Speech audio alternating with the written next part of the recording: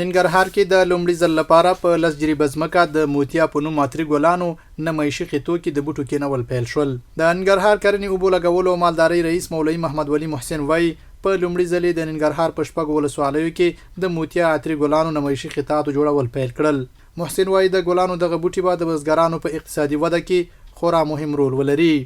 دا 10,000 بوټي دي او 10 دهقانانو ته په واک کې ورکول کېږي او په شپږو ولسوالیو کې او بودیجه چې دی زموږ د وزارت زراعت داخلي عوایدو نه دی او دې دپاره چې ټول امکانات برابریږي او دغه شپږو ولسوالیو کې دغه امکانات چې 14 لکه افغانۍ کېږي نو دغه 14 لکه افغانۍ زموږ داخلي بودیجه ده او د خپل دهقانانو ته او بزګرانو ته هر بزګر ته 1000 بوټي به ورته په واک کې ورکول کېږي او د شپږو ولسوالیو کې به دا ګلان کرل کېږي.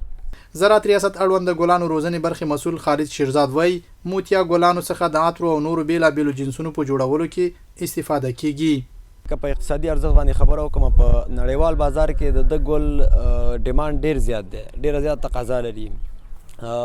د 1 کیلوګرام تیل چې د دنه وایستل شي په انټرنیشنل مارکیټ کې د 1 کیلوګرام تیلو قیمت د 2400 نه نیولې تر $4000 پورې 1 کیلوګرام کې تیل دی. بیرته په څنګ کې د ګل څخه موږ کولی شو طبي چای لاسته راوړو چې د ډېر صحي ګټې لري، ډېرې زیاتې.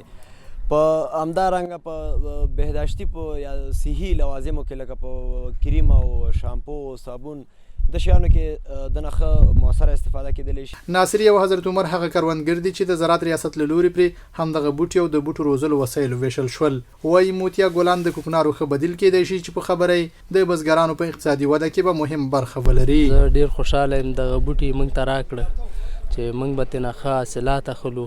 ټریننګ لا نه دی راکړی، دستي دا بوټي موږ ته راوړل، دلته ټریننګ به دې نه وروسته موږ ته راکوي په خیر سره او موږ به هماغسې مخ په وړاندې ځو.